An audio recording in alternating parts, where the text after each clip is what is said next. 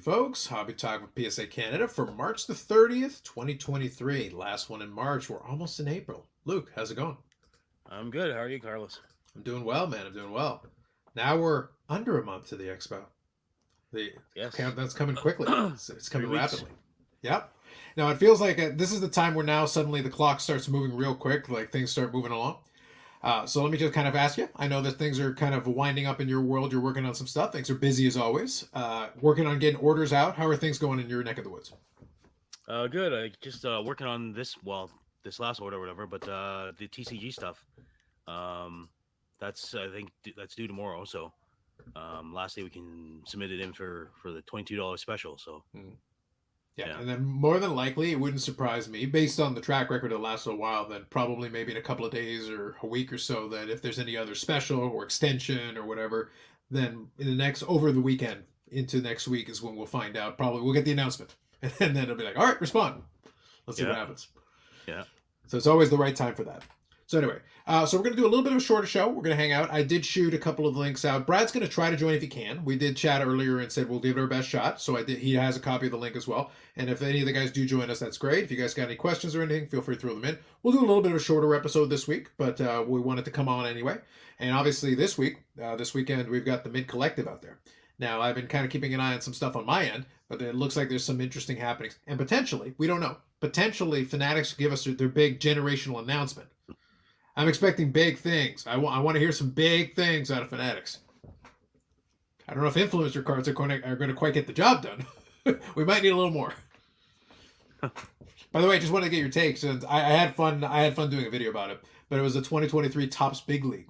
They did the influencer cards. I don't know. Did you hear too much about this? No, I didn't see any. No. Okay, so I'll give you a quick rundown, and then I want to get your thoughts on this. So basically, 2023 Topps Big League is basically one of those like kid-friendly, like low price point products, generally designed for kids. Something that I wouldn't really pay attention to, and honestly, I'm gonna kind of have a trivia question on. I'd love to get a trivia question, like how many people would realize how many times the set has only been out 5 times. It's only been out 5 times, so it's not like it's a big deal. But what they did this time around is they created a short printed version of what they call the influencer variations or influencer cards. So they've got Jeff Wilson from Sports Card Investor. They've got Card Collector 2. They've got the lady from Mama Breaks. They've got Aaron from Slab Stocks, which is one that made me laugh because I'm like, there's 2 of the guys in Slab Stocks. I think it's the one without the beard. There's a bearded guy and then there's the other guy. And I think Aaron is the other guy. The bearded guy got screwed on this deal is basically the thing. And the last one, the 5th person, is Tim from Slabstrong, who I do know. I've chatted with him a little bit at Expo and stuff. Like, a good dude, but it's a very interesting combination of people. But at the same time, based on Jeff Wilson opened up a bunch of boxes and showed it off on his social media and everything. He's got his card. He's showing off what his card looks like. But I'm sitting there like, he said he opened up 8 boxes. And I'm like, I hope you pulled a couple, because if you're telling me it's like 6, 7, 8 boxes to get one, you're telling me that's a short print, like a real short print. You're telling me somebody's out there going to pull like a 1 in every couple of card case or 1 a case card, and they're going to get a Jeff Wilson? Or a Tim from Slabstrong? Or a Card Collector 2? I would be furious. Now, outside of my personal amusement at it, but I would be mad. That's not a great pull. Yeah, that's yeah. I never heard anything. I would never ever think of something like that to put in there, right? So I'll say it has made the rounds of social media. People have been very vocal about their thoughts on it. I will say, being that I enjoy the irony of things like this, I did pre-order a box. I'm like, this will make good content on my channel. I'll get a laugh out of it. There are some interesting cards actually in it. But here's the thing. I will say this. If nothing else, none of us would have ever talked about Topps Big League under any circumstances if it hadn't been for this. So I have to give him credit for that. Like, I've never even given Topps Big League a second thought in its entire run. And here we are. So first, Eric, good evening. And James here, good evening.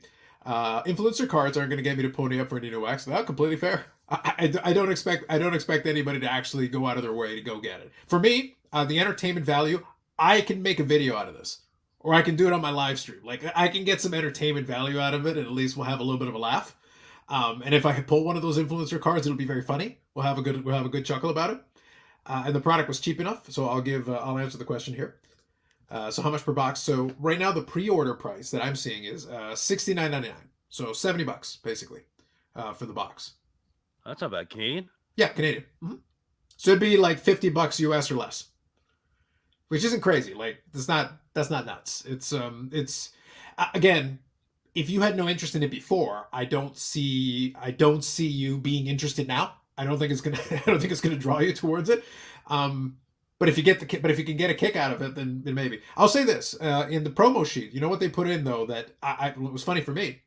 They've got like this 8-bit insert set, and then they've got autograph versions of it, and you can actually get an autographed Bo Jackson. And I was like, Oh, nice. all right, that's kind of sweet. I'm into that. I'd be into that. Yeah, me too. Luke has met Tim last November at Expo. There you go. Perfect. Yep. Yeah, I get your reasoning. Yeah, but you have to take it. The key here, James. You have to take it in the right spirit. And I'm not going to recommend anybody to buy a box. I'm not going to say like, oh, this is a great product. No, it's supposed to be a kid's product. It is a cheaper product, which is good. But if you had no interest in it before, I don't see why this would make you interested now. Given the amount of like back and forth controversy of people freaking out about it, that made it more entertaining for me. So from a content perspective, let's put it this way: that I don't do set reviews on my channel. I did a set review of this, and I got a really strong response. I got like 25, 30 comments on it. Like, people reacted very strongly to it. I go, well, clearly something's working. Our Fanatics overlords here. Like, I guess you got a reaction out of what normally is just a forgettable product nobody even thinks about. So I just thought that was kind of funny. Eric, you coming to the expo as well, or no? So I think he was a game time decision. So I don't know if he's going to make it out to this one, but I think it's one of those things. We might have to guilt him into it. It's the right thing to do. He should definitely show up. He doesn't have excuses. He's got to drive himself over for no reason. He wants to be surrounded by the hockeys. That's the way he's going to be surrounded by the hockeys. I actually think the Spring Expo is going to be. I originally wasn't sure if I was going to make it out to more than a day or two. I'm going to try to make it out to at least a day or two because honestly, it's fun for me. I don't need to be there all the days, but I'll at least come down for a couple of dead days. I think that'll be fun. So I actually want to show off. I'll show this card since I mentioned it. I actually think it's a pretty cool card, especially for somebody around our age range, which is actually pretty good. So I'll show this one here. So this is the one, Luke. It's 8-bit ballers. Okay. You know, there's a lot of people are starting to do that 8-bit stuff, eh? Yeah. No, but like here's the thing. For kids, now again, not a lot of kids necessarily know too much about Bo Jackson. Yeah. But I still think it's a neat card. I think it's a tough enough pull where like I wouldn't expect it. But at the same time, it's like, yeah, sure, an autograph, why not? Like a Bo Jackson, to me, that would be that's a way more interesting draw for that product, sure. Like that kind of a card. I'd be happy to have a card like that in my collection. The other ones are more like for the gag, and I'd be good with it as a joke, but it would literally be as a joke. Yeah. April not looking so good. Fair enough. Abandon your family, Eric. Do it. Do it for the people. I'm less interested in now knowing about the influencers being in it. There you go. People so lazy they need to be told what to buy rather than doing the work. Yes. I honestly don't think you would have had too much interest in it even without the influencers in it. Again, it was like a $60, $70 product. And it was more of a kid's product. Most people that like baseball are going to get like Series 1. Why, if you're going to collect baseball, why would you get Top Big League anyway? That would be me.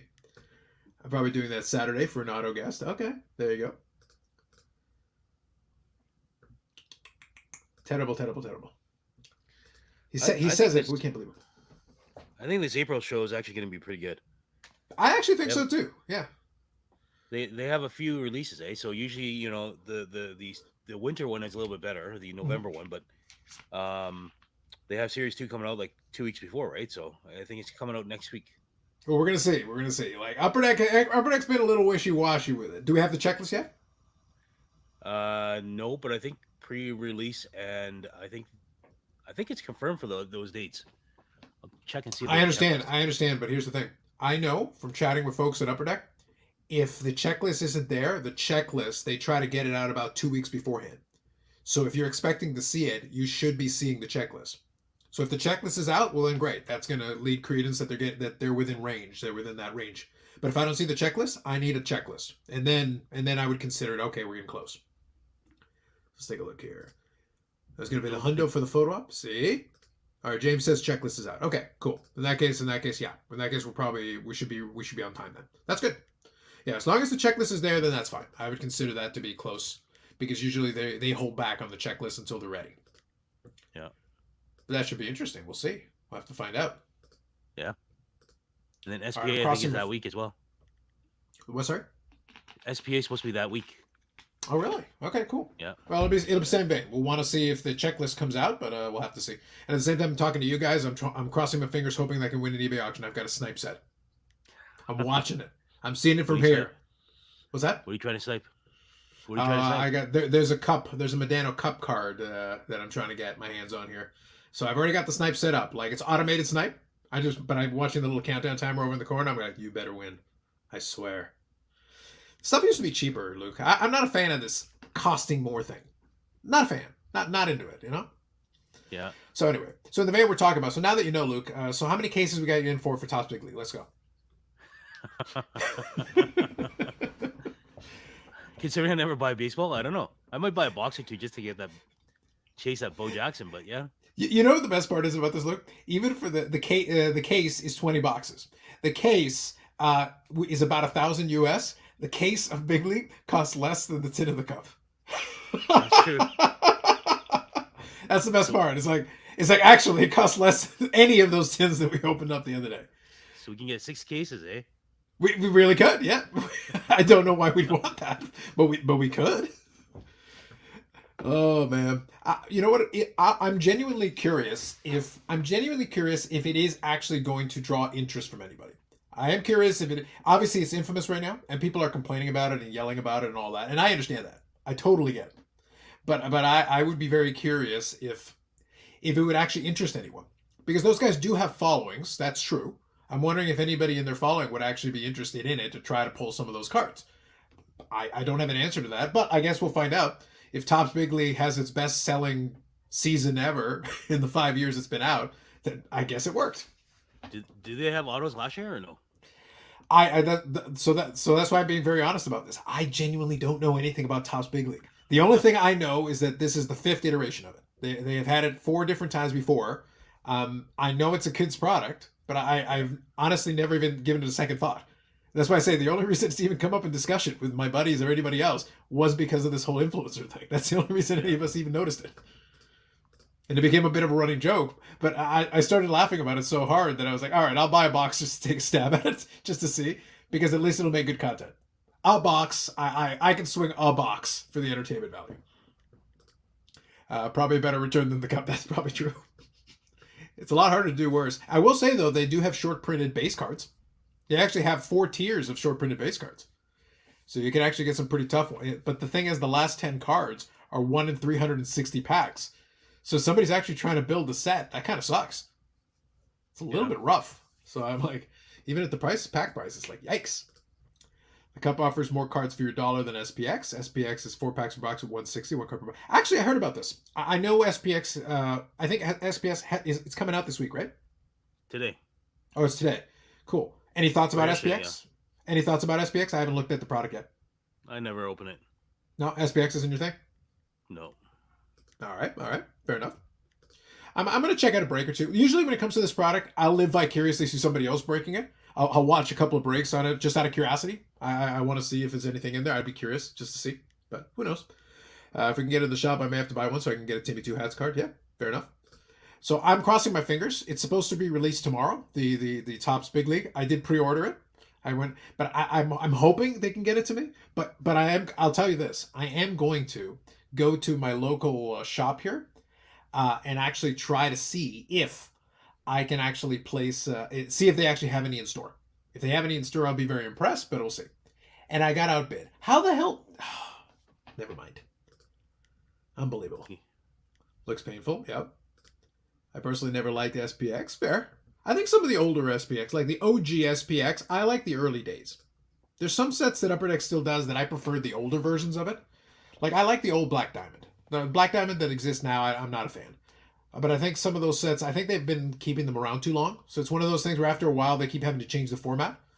They try to make Black Diamond higher end, and I'm like, guys, why? Because I don't know if you remember, Luke, the first year of SPX was where they did the tiered base set, where, you know, single diamond, double, and triple, and then the gold versions. And the triple is where you get your, it was Joe Thornton and Patrick Marleau. You had the rookies that were the triple diamond, and they were short printed. And then second year, You did single, double, triple, quad, but you did a full set of each. So single, double, triple, quad. I actually like that one. 97, 98 I was a big fan of. 98, 99 they did it again, but now they started numbering them. So they changed the format 3 different times in 3 years. They couldn't make up their mind. And then they just kept changing it after that ever since. And I was like, guys, if you change the format every year, there's no reliability. Imagine if one year they decided not to do Young Guns, then the next year they only did short printed Young Guns, then the following year they did regular Young Guns numbered to 100. Like, if you keep changing the format, nobody can ever decide if they like the product or not. They will have a 101 this year. That is true. That is true. Original Black Diamond was a great product break. I agree. 100%. I was a big fan of the early days of Black Diamond. The first couple of years, I say the first 3 years, I enjoyed them for different reasons, but I did like the first 3 years of it. So here's a question for you. You don't like SPX. Fair enough. And Nova doesn't like SPX either, which is fine. Totally get it. Here's my question then. When it comes to these other ones, obviously you like the Cup. So do you think the one of ones? Do you think the one of ones is going to be a feeding frenzy on Series 1? I don't know. It's hard to say. There's so many mixed feelings about it because, I mean, it's the first year they're going to come out with it, obviously, right? Yeah. But to have a 101 Young Gun, like what's that going to drive that price? That's the question. That's the question I have. It'll certainly draw attention to it, but it is like something where now you're talking about like a super chase, like a huge chase. Yeah. Is that something interesting? Is that something that somebody would want? I don't know the answer to that question. I'd be curious what somebody's thoughts are. Maybe I'll put it this way. So, like I said, we're just hanging out tonight. It's going to be a little shorter episode, but if you got any questions or comments, feel free to throw them in there. Like we're chatting here with the chat and chatting with each other as well. So here's my question to you. Series 1, Upper Deck is normally a very good set builder set. Obviously, some people like to collect the Young Guns and all that. That's very normal. That's like a standard thing. Does the 1-of-1 thing make it a more interesting chase for you? Would you be more inclined to buy, say, more boxes than you normally would? Even if you like to buy a box or two, would you buy a few more? Would you be inclined to buy a box if you normally don't? Like, does it change anything about your buying patterns? Well, are they? Is it going to come out at $200 a box because they have this 101 now? I mean, that's my understanding. Right? The only thing that I'm aware of, my understanding, because I heard Billy actually have a conversation about this on a podcast. I don't remember which one. I want to say it was the Hockey Card Gong Show. I want to say it's the Hockey Card Gong Show podcast. And on there, what I think they did is I think he changed the format of the packs and number of cards per pack. Yep. So they modified that. But my understanding is that it's done with the intention of keeping the price point at what it was before. They don't really want to mess with the MSRP. Let me make a point. MSRP. Secondary market might do its own thing. But as far as MSRP is concerned, the build is presumably with the idea of keeping the MSRP the same or almost the same. Because the pricing, or sorry, the configuration, I think, is similar to Prism. Yeah, I think it's 12 and 12, isn't it? 12 packs and then 12 cards. Yeah, I think it is inside. So you're losing about 50 cards right now. Yeah. But they say it's going to be base cards. Right.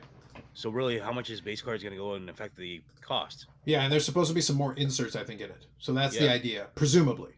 So that's why I say, like, I'd be curious if it would make any impact. So let's assume the price point stays within 10-15% of the normal. Like, it doesn't like go super crazy.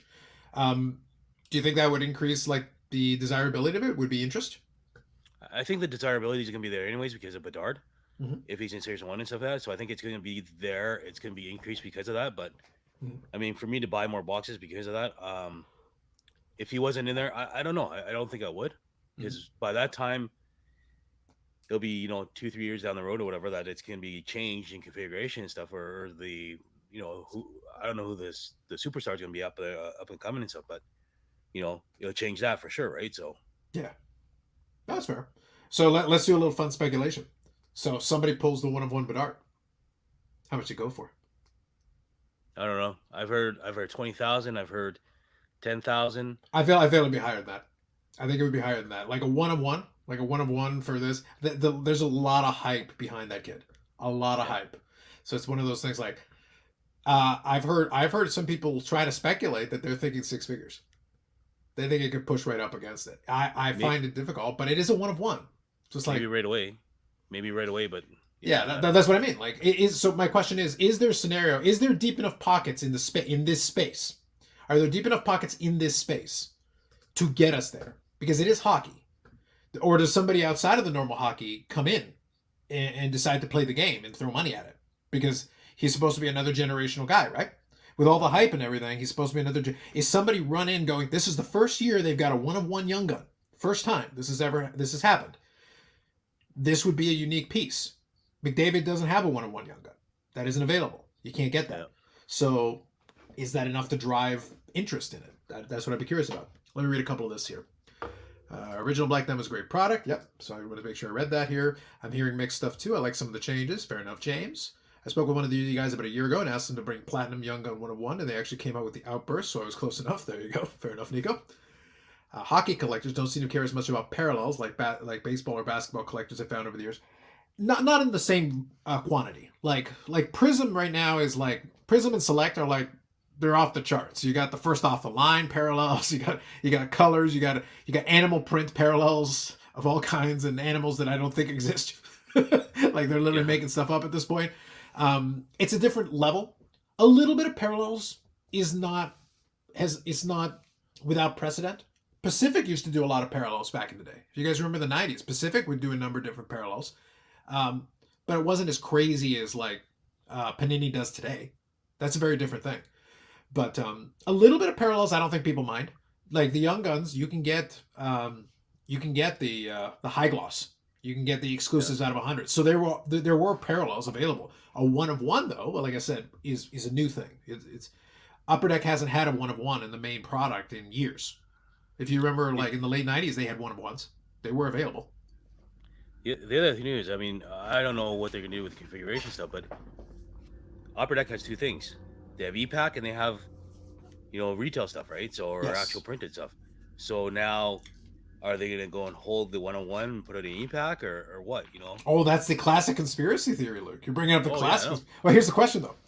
So here's the thing. Let's say, obviously, they're gonna say that it's being distributed like randomly or whatever. But here's a question. Let's play with the concept, the idea that you just said. What if the Bedard 1-of-1 is sitting in EPAC? So the first entire wave happens. People go, Luke buys 6 pallets worth of Series 1, trying to pull it. No luck. He pulls everything else. But it's just sitting there. And somebody fires up EPAC. Boom. Connor Bedard 1-of-1. I know. How pissed would I be, right? Exactly. Yeah. I can imagine that. That would be interesting, but it would be pretty bad.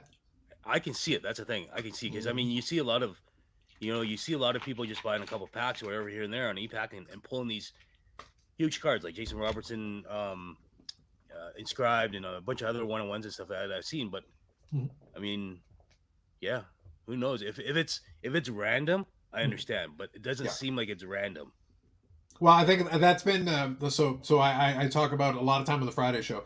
I talk a lot about because obviously I've been a fan of the AEW cards that Upper Deck produces and everything, and the perception. Like I've talked to other collectors and everything. The perception is that the good hits are coming out of EPAC. It feels like they're really heavily weighted towards EPAC, and the thing is we can't prove it. But at the same time, observationally, it's hard to deny that we'll follow Facebook forum groups and stuff. And the thing is, like, people are buying these boxes and opening these boxes, and you're just not seeing these big hits. And then all of a sudden, EPAC happens. It's like boom, 1-of-1, boom, 1-of-1, boom, 1-of-1. It's like, I know. You sure it's random? Random? Like it's random. Like I've seen so many mediocre breaks of the physical boxes, and I've seen so many phenomenal breaks of EPAC boxes, and it's like that doesn't feel good. Yeah. Like you went through the trouble of buying it at the store and buying the real box, and it's like, so did I like have no chance? Like is that what happened? Like I got no shot? Yeah. It's a concern. It's and the thing is, Upper Deck needs to focus on making sure that isn't the perception. Yeah. Because the flagship, the AW flagship one, I can tell you some of the autographs coming out of that one, they're really tough to come by, Luke. Some of them have only come out in single digits. That product came out at the end of last year. It has been months and months and months. Some of them, the base autograph, are in the single digits. And I'm like, really? If EPAC shows up and all of a sudden it's like boom, boom, boom, boom, autograph, it's going to be the same question all over again, right?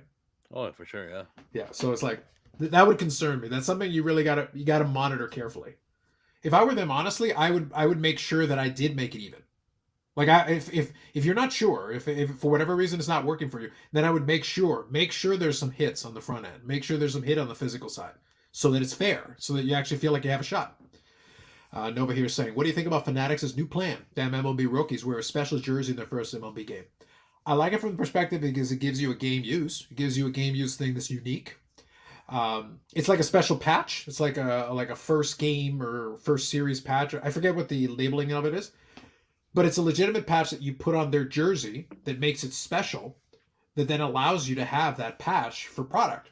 And since it's associated to the first game, I think that's fair. It's a good way of giving you an incentive, and it's just a good way of creating a card that a fan might be interested in. If you've got your favorite prospect or your favorite player, first game, you can pull a patch card of them, and a special patch that you know for a fact comes from the first game. So you basically have it connected to their debut.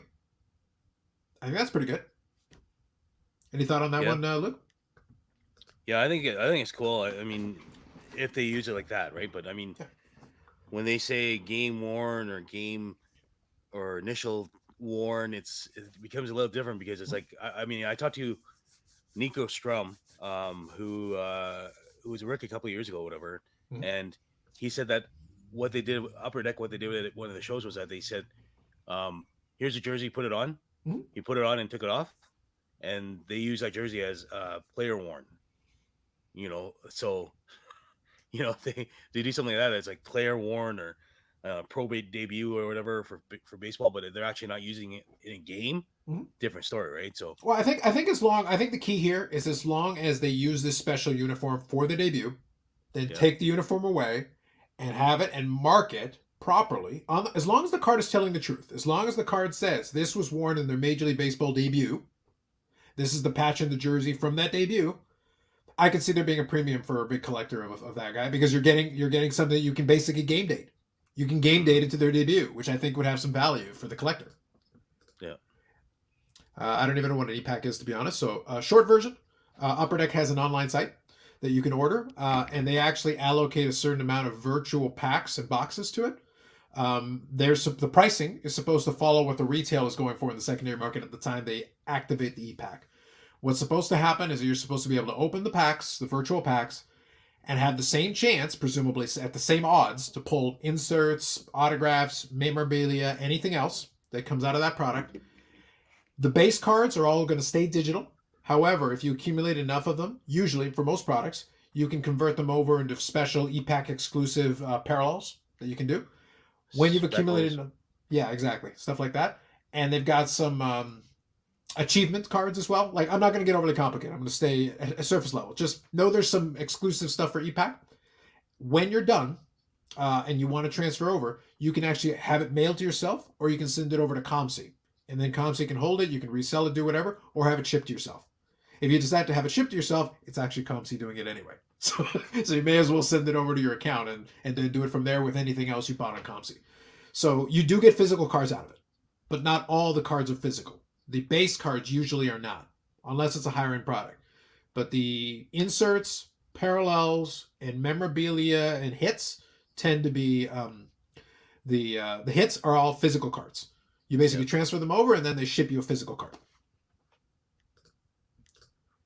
So it'd be better if the e-pack and retail had their own full color and keep the Gold's Hobby exclusive. Yeah, that's fair. E-pack is huge hit and miss. I did pull a green PMG of Drysdale in metal, but I don't think he would have pulled that in the regular box. That's fair. I get it. The debut patch, yep. I like the idea of pro debut. Mm-hmm.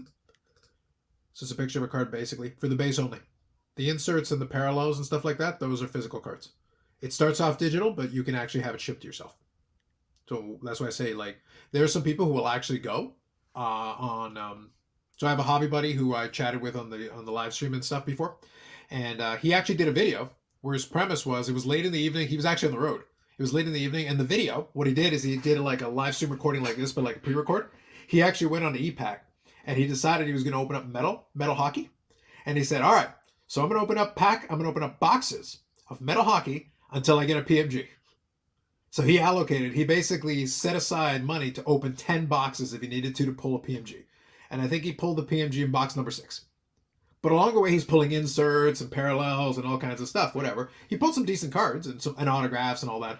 So he basically accumulates a lot of stuff. Like he had himself shipped a bunch of EPAC stuff, and it was like 200, 300 cards from EPAC. These are all physical cards. You're getting a big old stack of physical cards. You can, yeah. Or you can leave it in there and trade with people or sell them. Yeah. Yeah. Or if you're being a little bit slick, you can put stuff on eBay, sell it, and then after the fact go, do you have EPAC? You're too lazy to ship it, aren't you? and I'm like, you're gonna knock off the shipping price off of that. I've had this conversation. You're gonna knock off the shipping price, right? He goes, unless you're shipping it to me, if you're transferring it to my EPAC, then I'm shipping it to myself. You don't get to charge for shipping that you're not doing. It's Upper Deck fulfilling it, jerk. Yeah, no problem. Absolutely. I wanted to make sure it's understood. Like it's not for everybody. I understand Upper Deck obviously makes good money on the EPAC thing. I get why they like it. And it's not terrible. Like sometimes if you can't easily get to product, it's kind of nice to be able to open some packs if you're a little bit bored. Obviously, it can get expensive if you do that too much. But it is kind of neat. And by the way, in this case, apparently where the good hits are. Allegedly. I'm not confirming or denying that. I'm just saying this is what I seem to be observing in some instances. It does cost a little bit more because it's like you said, the same price, almost the same price, or whatever. But then you got shipping, you have, you don't actually see the shape of the card. You got there's time frame delays, things like that. So absolutely. Well, the reason though why I say also is that they can't go below what the secondary market is going for. So for whatever reason, it comes out of the blocks hot, their price per pack and per box is going to be high. And then when everybody else finally gets to a certain point and they're like, we're going to start clearing it and we start discounting the boxes to get it out the door, the Upper Deck EPAC price is still going to stay at that high level because they don't want to undercut the people they've shipped real boxes to. So they can't go lower than kind of what the going rate is. Josh, simple question. Is this a show where I smash the like button since Eric sponsors everything on YouTube? Eric sponsors. The like button is always appreciated, Josh. But thank you for asking. All right, guys. So question for you. Like I said, tonight we're just going to have a little bit of a hobby hangout. I want to chat for another 15, 20 minutes, and then we'll call it a day. Obviously, we are looking forward to the expo. We'll get a chance to talk about it a little bit more as we wind into it, so we still got some time. We're going to start doing that in the next couple of weeks here. Any questions or thoughts on anything? Like, obviously, we got the Upper Deck Series 1 coming down the road here. We got a little bit some more stuff going on. We got the Mint Collective thing. Anybody curious or keeping an eye on any of that stuff? Like, Fanatic's supposed to give us a generational announcement. I'm expecting big things. We're going to put Luke in charge of Jason Robertson pumping at Fanatics. His own personal position. When does the Mint Collective start? I believe it has already started. I believe it is. I believe it's yes, because now they've because it's over the weekend for sure. But I think they started a couple of days before that. So I believe I'll double check, but I believe it has already started. I think it was like a couple of days before. Actually, yeah, today's Thursday, so I think it did start already. Today is the day. Yes, today it started. Yeah, so today's the first official day of the Mint Collective. So they've got to have their events, their workshops, and all that stuff. So it's going over the weekend. And also this weekend is WrestleMania weekend. So we got a lot of stuff going on, man. It's a lot of stuff going on. It's crazy. Where's WrestleMania this year? Los Angeles. They're going to do two nights in Los Angeles, and they're going to run their developmental brand is also going to run a show on Saturday afternoon. So it's going to be, and a bunch of other wrestling promotions, WrestleMania weekend, they run shows. So all of a sudden, if somebody's a wrestling fan, like, guys, you got wall to wall. It's like opening day in baseball. It's like, you want to go to a wrestling show, there's like 10 of them running almost all at the same time. Which one do you want to go to? It is opening day for baseball today, too. It is. That's what I mean. Like, right now, this is actually a pretty good week. Like, there's a lot of stuff going on. Opening day of baseball. They got baseball all day, which is awesome if you're a fan. And you can watch games the whole day, which is great. This weekend, like I said, WrestleMania is going to be fun, I think, this weekend. I'm going to chat with a buddy of mine a little later on tonight about that one. And then you got the Mint Collective thing. Like, the only thing I'm jealous about in the Mint Collective is, honestly, I love Vegas. I probably wouldn't attend the show. It's like, guys, it's Vegas. I don't care about a card show. Not that much. Let me ask you a question, though, Luke. Just hypothetically. All right, if you went to the Mint Collective, what would you do? You can mix and match. You can do a little bit of business, a little bit of pleasure. What would you do? You go to Vegas there. The Mint Collective is happening at that moment. Do you do a little networking, a little schmoozing, or maybe attend the card show piece a little bit, a workshop, or do you go straight to the craps tables? What are you doing? Well, it'd be the poker tables or whatever. But yeah, Mm-hmm. I mean, I think I do both. Definitely for sure. I mean, obviously, if I'm going, I'm taking in the wife there as well, right? So, I Sure. mean, probably make it a little holiday and stuff like that. But I don't know. You know what? And it's a debate. Like I've thought about it for a while. Like I thought, why hasn't a national gone to Vegas? I mean, that's Mm. such a place that seems to be where all conventions go to, but never. They say shows don't work there, Well, and I except don't for know. the Consumer Electronics Show and a bunch of other gigantic they literally have convention centers for a reason. Yeah, but that's what I'm saying. Those work there, Yeah, but yeah. why don't card shows work there? You know? I think it is expensive. I think it is expensive to run like a real card show. Like if you think the size of the National, you're going to need one of the really big convention centers to run that. And I would wonder if the terms would be favorable. Now, obviously, it'd be great. It'd be great for us because, frankly, at that point, it's like, yeah, National, great. Yeah. Carlos, we were there the whole time. We didn't see you. What? Did you check where the poker tables were? Did you check over there? That's probably where it was. Let me take a look here. Josh, was Fanatics' big announcement the Pro Debut patch, or we expect something else? I believe it's supposed to be generational. Pro Debut patch is not going to be generational. I expect more. I'm going to need a little more about that. I had to drive by Fenway today during the game. It was a nightmare. Yeah, I can imagine. Traffic around Fenway Park would be crazy. Josh, thoughts on selling wrestling cards at WrestleCon? Psh, what kind of a fool would do that? You have to be a fool. Josh knows. Good evening, Dave. How's it going? But no, I think it'd be interesting. It'd be something that'd be interesting to go to, but I really do think it's more of a networking event. I don't even Oh consider yeah. the Mint Collective to really be a card show. I think the Mint Collective is you go there to get FaceTime with a bunch of players in the space and maybe try to work out deals or kind of like, make yourself physically present. Or if you're trying to get a job in the industry, basically you just kind of hover around there because there's some a couple of movers and shakers and all of a sudden something might shake out for you if that's what you're trying to do. I think that's where the Mint Collective plays. If you can get into the right tables, the right group of people, have a drink or dinner with the right person in the right space, could work out for you business wise. Other than that, though, I don't really treat it like a real card show. I'd be surprised if that actually makes any sense, like card show wise. I think they have beefed it up a little bit. My understanding, Yeah. got a couple more proper dealers to it, but it's coincidental. I don't think it's even profitable. My understanding is they're losing money. Yeah. Yep. I don't know. Yeah. I think it's more of definitely for sure working stuff like that. Yeah, and that's fine. Like, look, there's a place for that too. Like, sometimes that's. Yeah. I think right now the National is still going to rotate around a couple of different places it's going to go to. Burbank is really starting to pick up their show out on the West Coast, so I think that show is starting to pick up a lot of traction. That's a little different thing. And then you've got a bunch of other like big regional shows that are getting a lot of traction. So I think the future is going to be a bunch of pretty powerful regional shows a couple of times a year hitting up, and I think that's what our space is going to look like. You're going to have the National, you'll have some stuff out west, you'll have some stuff in the middle, and that's how the show calendar goes. We're going to have the expo, so we'll have our thing. Yeah. Dave says agreed. Mint Collective to get product or better prices from manufacturer. Yeah, just getting FaceTime, getting some deals, trying to make your business thing go a little bit better, stretch a little bit further. We need a little bit more schmoozing at the expo, Luke. I think we need a little bit more. That's the problem. We got to get the manufacturers to come up to the expo so we can schmooze a little bit. I Get a think little so. bit of Yeah. product. That'd be good. We need a bigger allocation of Topps Big League. We need all the Topps Big League now. Now we know.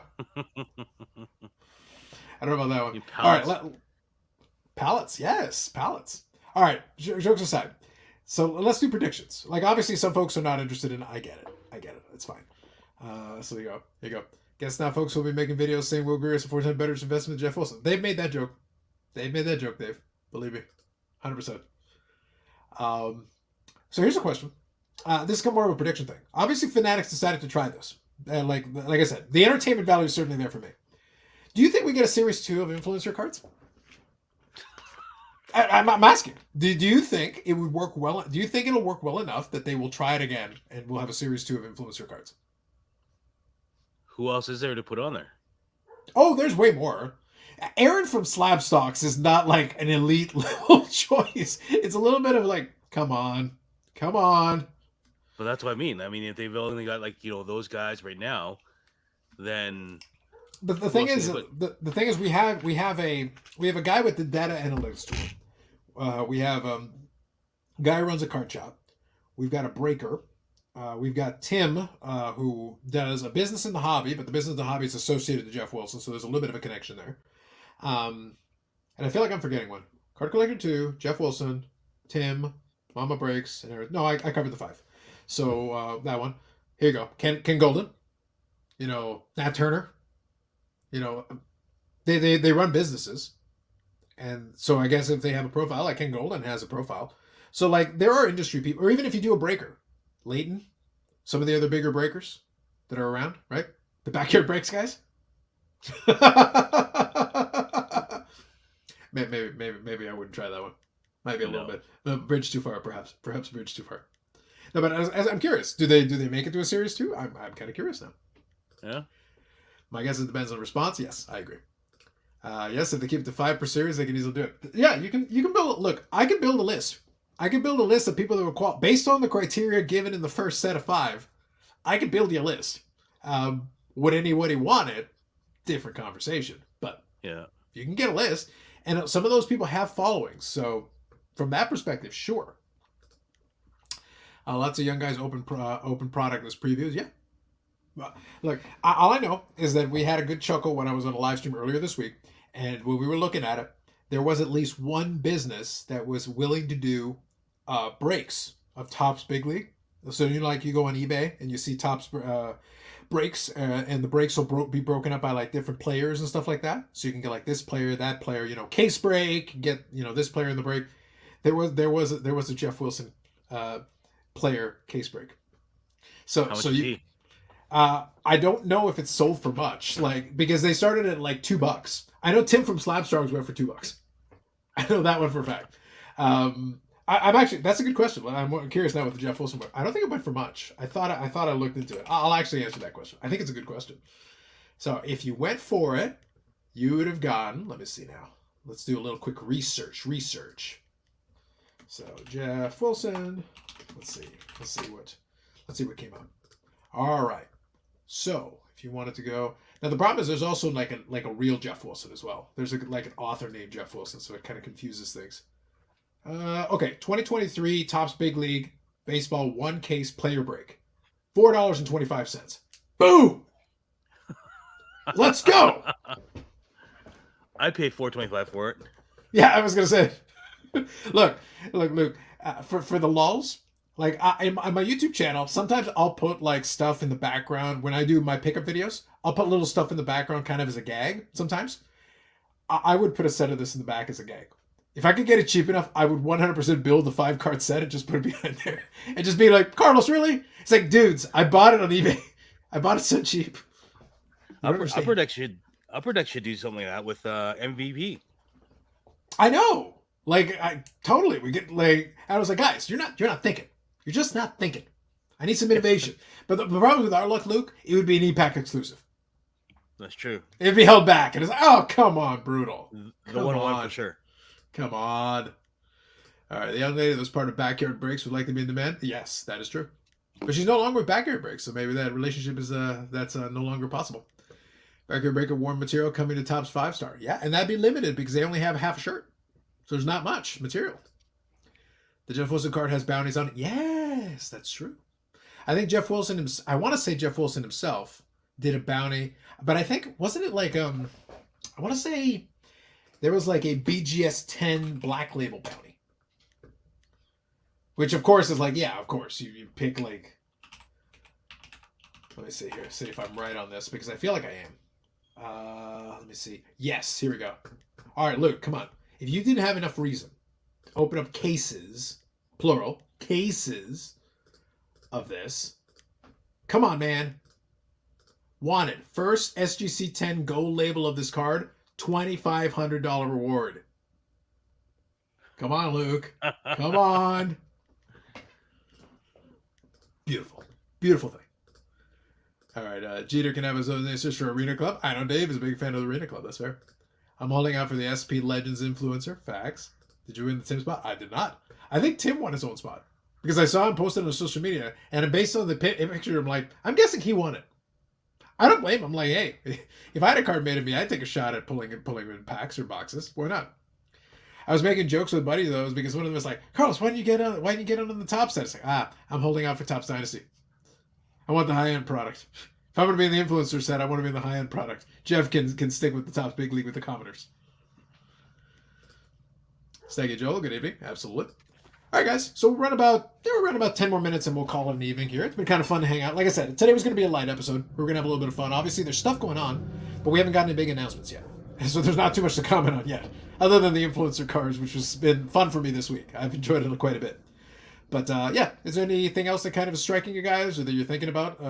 We're heading into April now. So now, like I said, the baseball season's going. We're heading into hockey playoffs, so we're getting close to that now. We're running down to the end of the season.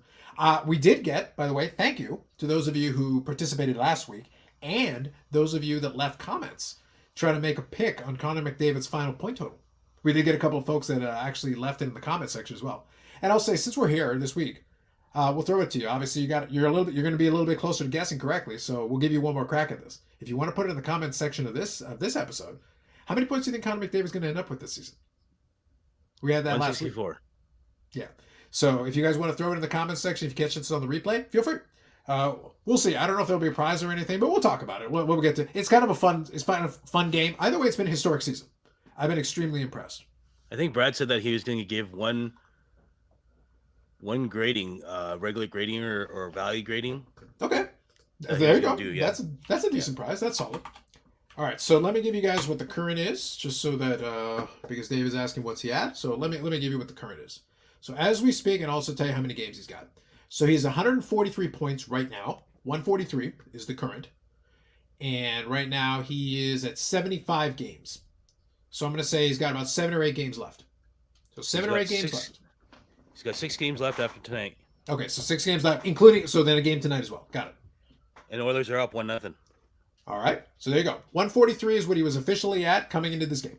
So that is the answer to that question. So just bear that in mind. You can work that into your calculation. A couple of us guessed last week, but there you go. You got a little more information to go with. So give it a shot. See what happens. It's a nice prize. Free is free. Free is free. Oh, honestly, for sure. So, like nothing wrong with free. I'd take it. Play your cards right. You might even be able to grade your Jeff Wilson influencer card. Live the dream, y'all. All right, so first score for Edmonton is not involving Connor McDavid. It is Evander Kane, assisted by Drysdale and Yamamoto. There you go. So But he's got 2 more periods left. Yeah, I think so. Nico, 155, 157, 156. There you go. Bunch of you guys hovering around the same points, totals. Gotcha. Nice. So here's a question for you, Luke. We'll kind of wind down on this one. Obviously, he has had a historic season, which is always very interesting. But obviously, the card market is weird now because, and hockey's always been a little bit slower to be as reactionary. We're not as crazy about it. However, it is a historic season. He's more or less sewn up. Like, he's sewn up the MVP. Like, I think he's pretty good to go. We'll see what happens playoffs-wise. Obviously, playoff success would add a little bit more to it. Is this a scenario where do you feel like it would be, like, if you were sitting around with a bunch of cash, like, well, obviously you are, but, like, if you weren't going to spend it on pallets of Topps Big League, and you could buy some of the nice McDavids, because there's some good McDavids you could get out there, is that something you'd be looking at this point, or is it something you'd be looking at after the season? Because this is a historic season. So my question is, I figure we'll get a dip, but do we get much of a dip after this? Is this kind of the lowest it's going to be again? Again, assuming next season he continues to take off. He's still a young guy. Like, in theory, he's still got some prime years left, and he's scoring like it's going out of style. I think historically, yes, it should dip after the season. Yeah. Maybe not directly right after the season, but probably like, September, August, somewhere in there. It'll dip down, and I think that's probably the best time to buy if you're looking to buy. Mm-hmm. But I don't know. I had a whole bunch of McDavid stuff, and I sold them all, but I sold them all real cheap. Sure. But let me pose the question in a different way. Is this a situation where if you're not already in there, where it's something you would not want to play necessarily, even though he has established something, you'd almost be more inclined to spend less money on a younger prospect who has a little bit of upward potential, as opposed to a guy where, unless he starts winning a bunch of cups or something, like, what's he going to do necessarily?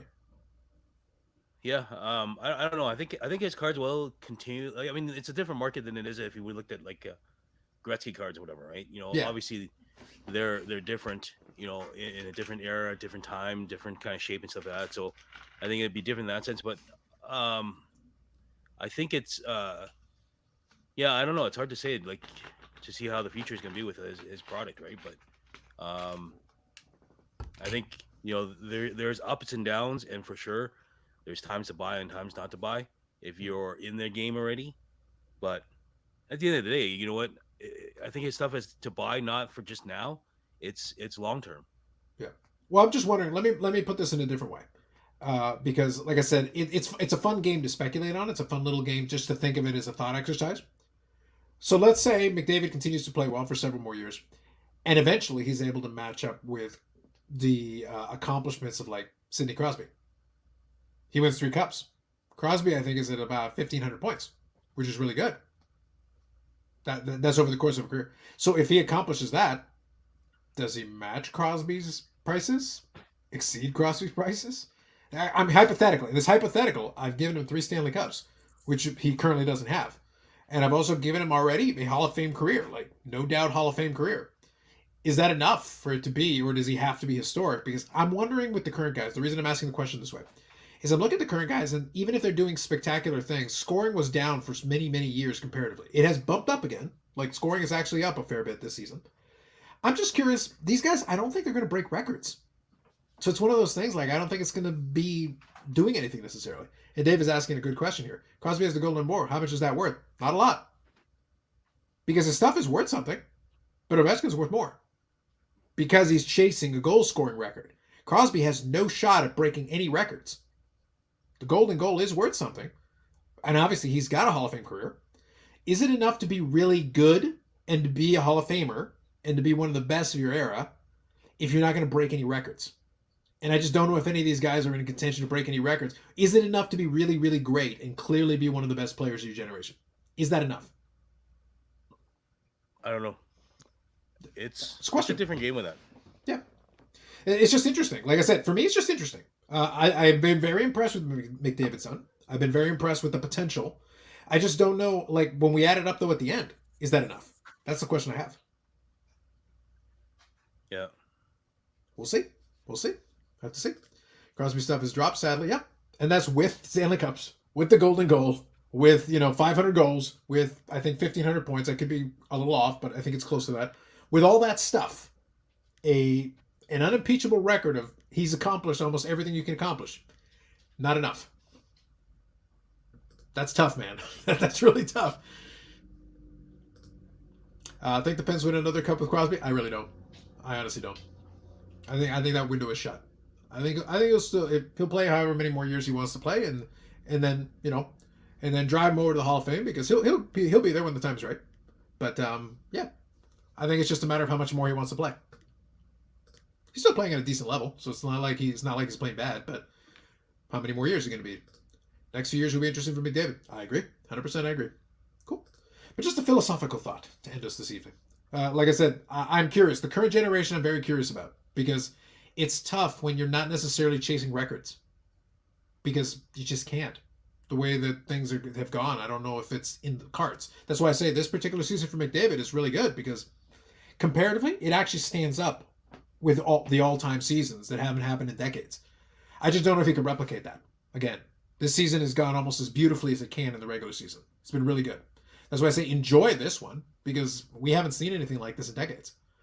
So no guarantee we get that next year or the year after or whatever. Maybe we do, which would be exciting, but I just don't know. So you're saying no hashtag invest for you, Luke? Jason Robertson, yes, but no McDavid hashtag invest. Nope. All right, sounds good. Any last thoughts then before we take off, Luke? Nope. Nope, not at all. I think just getting ready for shows coming. Oh yeah, the show this weekend, Calgary. Mm-hmm, sure. At Thorncliffe Community Center. All right. So about how many tables is that show? I think it's about 30 or 40. So just a small little hall show. Okay. But I'll be there. It'll be good. I don't think we've ever been there before. So And usually like in Alberta or whatever, or on the west side, we either go to Vancouver or up in Edmonton. They have the expo and stuff like that, but they never had the expo down in Calgary. So Mm. All right. Sounds yeah, good. Sounds good. Fair enough. Folks, appreciate you hanging out. On your way out, if you could hit the like button, we'd appreciate that. If you do check it out on replay, take a stab at the Connor McDavid final point total. I know some of you did here in the chat, but feel free to throw it in the comment section as well. And yeah, if Brad's going to give away a free grading, I would take advantage of it. Give it a shot. What's the worst that happens? It's free. Give it a try. Otherwise, we'll be back next Thursday, 9 p.m. Eastern Time. Same thing. Always appreciate it. If you haven't already, subscribe to the channel because it does help us out. We're trying to slowly creep up in terms of subscribers, and it does help the channel if you hit the like and if you subscribe. So, with that said, thank you, Luke, for appreciate you hanging out with me this evening, and we'll be back with the regular crew again next week. Hopefully, by then, Mint Collective, hopefully we'll have a transformational, generational announcement I'm looking forward to. I want to talk about it. Anyway, with that said, have a good night, everybody. Enjoy the rest of your week.